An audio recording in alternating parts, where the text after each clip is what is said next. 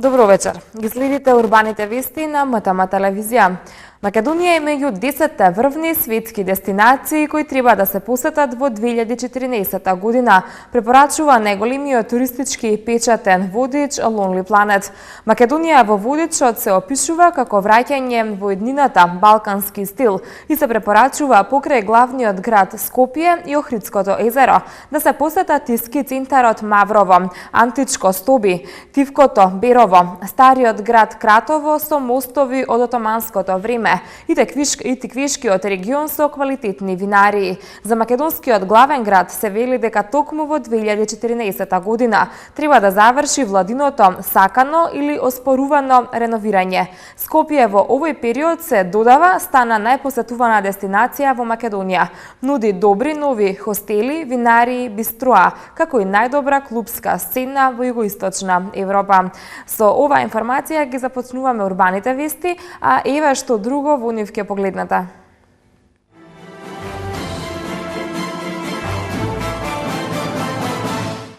Помош за граѓаните од опожарената зграда во Скопје Север. Почнуваат денови на општина Карпош. Познати добитниците на конкурсот за краток расказ.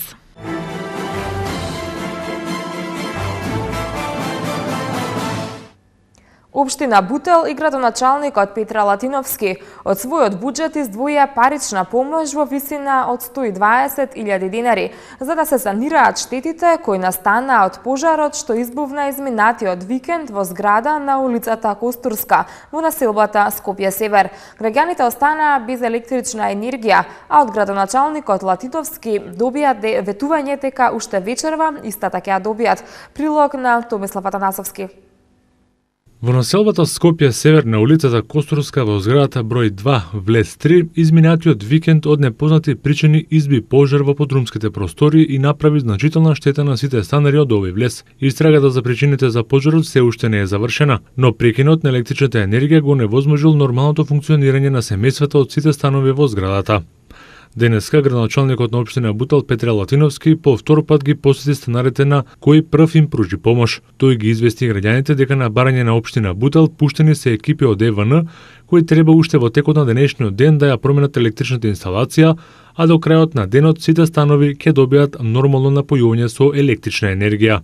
Јас како градоначалник веднаш кога слушнав вчера, значи негде кај малце покасно, беше негде околу 12 часот на лице место дојдов, сакав да преземав она што е најбитно, најважно за граѓаните да можат да влезат во своите домови, фрижидери имаат и друга инсталација да може да профункционира, да не дојде до ново оштетување. Со директорот на подрачната единица на КЕЦ Васил Главинов, значи на ЕВА на град Скопје, склучив договор, сите трошкови општината Бутел во однос на напојувањето со електрична енергија, во однос на оштетувањето на стаклата, веднаш се преземе акција, ќе ги плати, се со единствена цел вечерва граѓаните да можат да влезат и да спијат една спокојна ноќ. Исто така ќе бидат променети сите скршени стакла на прозорците во влезот. Градоначалникот Петра Латиновски упати апел до сите граѓани, не само на ова населено место, да се формираат заедници на станари за да можат проблемите многу полесно да се решат во интерес на граѓаните на општина Бутел. Упатувам апел до сите добронамерни луѓе, упатувам апел до сите институции кои што можат да дадат свој придонес, да им се олесни и побрзо да се санираат штетите на граѓаните на оваа зграда број 2. Се надевам дека овој мој апел ќе стигне до нив и ќе им излезат во пресред да дадат свој придонес и помош, како што и ние, и јас како градоначалник и локална самоуправа сакаме да им излеземе во сусрет и да ги решиме проблемите што е можно поскоро. За овие потреби општина Бутел итно издвои 120.000 денари средства од својот буџет за да се врати во нормала животот на граѓаните од опожарената зграда на улица Костурска.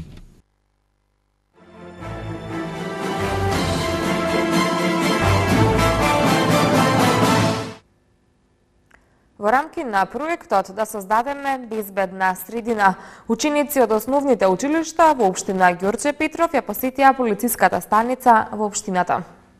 Во проектот кој е во организација на отворените забавни фудбалски школи на тема спорт, училиште и полиција, покрај учениците, членови на тимот за превенција од насилство ќе учествуваат и представниците на канцеларијата на отворените фудбалски школи, представници од амбасадата на Соединетите Американски држави во Македонија, како и представници од општина Ѓорче Петров. Целта на проектот е намалување на насилството во училиштата и нивна безбедност во средината, стекнување навики за пристојно однесување и меѓусобно почитување, вклучување на полициските службеници во училишниот живот, како и размена на искуства преку учество на спортски манифестации.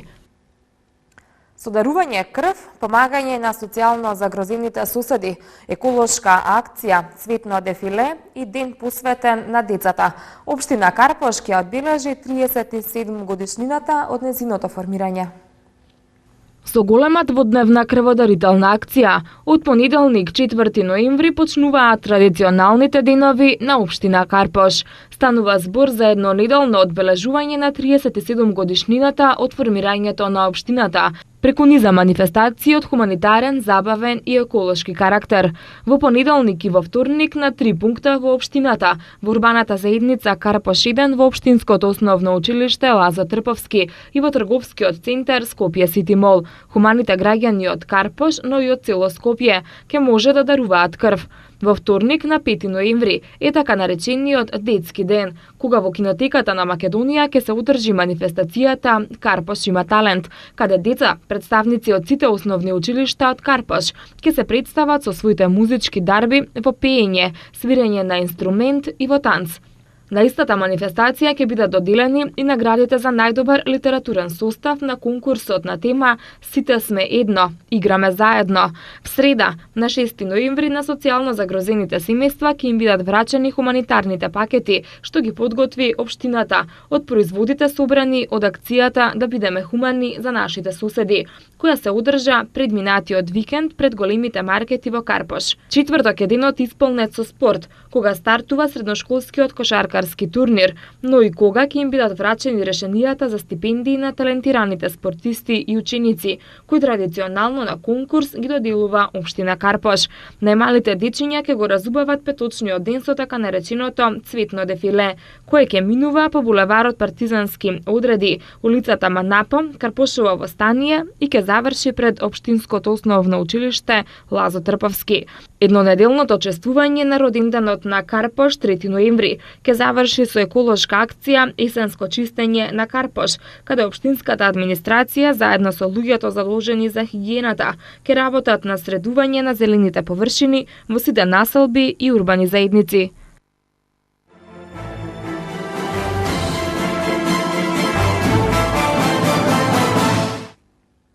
Расказот Мукавени ѕвезди на 19-годишната студентска од Скопје Верче Карамфиловска е добитник на првата награда на конкурсот за краток расказ на весникот Нова Македонија.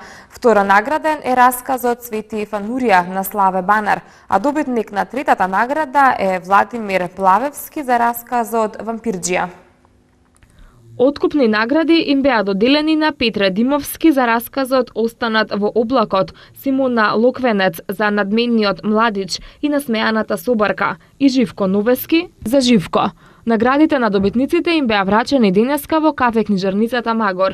Весна Дамчевска, уредник на културната рубрика во Нова Македонија, информира дека годинава на конкурсот пристигнале 335 раскази, или најмногу досега. Во тричленото жири за доделување на наградите, годинава беа Живко Андревски, председател, и членовите Сонја Стојменска Елзесер и Јовица Тасевски Етернијан. Мукавени ѕвезди се издвои од преостанатите раскази првенствено поради длабокиот и темелен емпатиски полнеж, воспоставен преку идентификацијата на нараторот со главниот лик, како и заради сложената наративна композиција и впечатливиот израз. Внатрешната фокализација во текстот е целосно издржана и уверливо доловена, а раскажувањето е живописно, интензивно и заокружено, рече председателот на жирито Андревски. Конкурсот за краток расказ на весникот Нова Македонија е распишан во 1961 година и од тогаш по неколку кратки паузи непрекинато се распишува секоја година. Конкурсот е возобновен во 2008 година. Сојузот на синдикатите на Македонија доби полноправно членство во меѓународната конференција на синдикати, кое, како што потенцира председателот на синдикатот Живко Митревски, доаѓа како резултат на постојаната синдикална борба за остварување на социјално-економските права на работниците. Сојузот на синдикати на Македонија го добива ова признание за функционирање во делот на исклучително сложена економска и финансиска криза во светски рамки. За нас овој прием е потврда за заложбата за остварувањето на работничките права, преку напредување на работното законодавство, имплементација на над 19 директиви на Европската Унија, ратификувани 8 конвенции, рече Митревски на денешната пресконференција. Влегувањето во конфедерацијата ќе овозможи ССМ да учествува во незините органи и тела и како што посочи да ја гради заедничката светска синдикална стратегија насочена во борбата против сиромаштијата, против невработеноста, но и за остварување на достојна работа и одбрана на достоинството на работникот.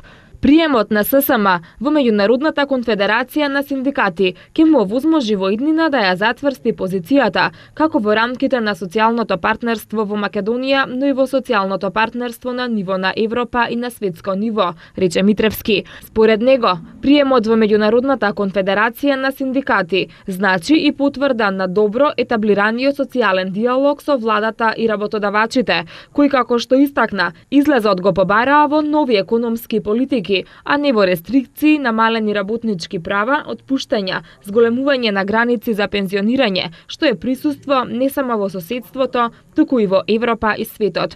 Во конфедерацијата има 156 милиони членови од околу 175 земји и територии и над 325 синдикални сојузи. Председателот на Сојузот на синдикати на Македонија, Живко Митревски, го искоментира и предлогот на владата за продолжување на породилното боледување. Можноста мајката да го продолжи породилното боледување со 3 месеци неплатено отсуство е унапредување на правата на жената работник. За разлика од она што се случува во другите држави, каде породилното отсуство се намалува и на 6 месеци, ние имаме еден тренд да обезбедување дополнителни права, кои ќе го заштитат мајчинството и ќе обезбедат побезбеден живот на децата, изјави на денешната пресконференција Митревски одговарајќи на новинарско прашање. Просечната месечна исплатена нето плата по вработен во август годинава изнесува 21.108 денари, а просечната бруто плата 30.990 денари, соопшти денеска Државниот завод за статистика. Просечната месечна исплатена нето и бруто плата по вработен во август годинава е повисока за 0,7% во однос на истиот месец лани. Според податоците на Државниот завод за статистика, зголемувањето на просечната месечна нето плата се должи пред се на зголемувањето на просечната месечна исплатена нето плата, повработен во секторите транспорт и складирање 7%, други услужни дејности 6,7% и рударство и вадење на камен 5,6% и на зголемувањето на бруто платата повработен во секторите транспорт и складирање, рударство и вадење на камен и други услужни дејности. Зголемувањето на просечната месечна исплатена нето плата повработен во однос на претходниот месец е забележано во секторите снабдување со вода, отстранување на отпадни води, управување со отпад и дејности за санација на околината, снабдување со електрична енергија, газ, пареа и климатизација, како и транспорт и складирање. Во август 2013 година 1,5% од вработените во Република Македонија не примиле плата. 23 кандидати ќе конкурираат за наградата Златна топка за 2013 година на ФИФА. Без поголеми промени на најновите АТП и ВТА ранг листи на најдобрите тенисери и тенисирки во светот. Ви ќе претпоставувате следуваат урбаните вести, но пред нив рекламите.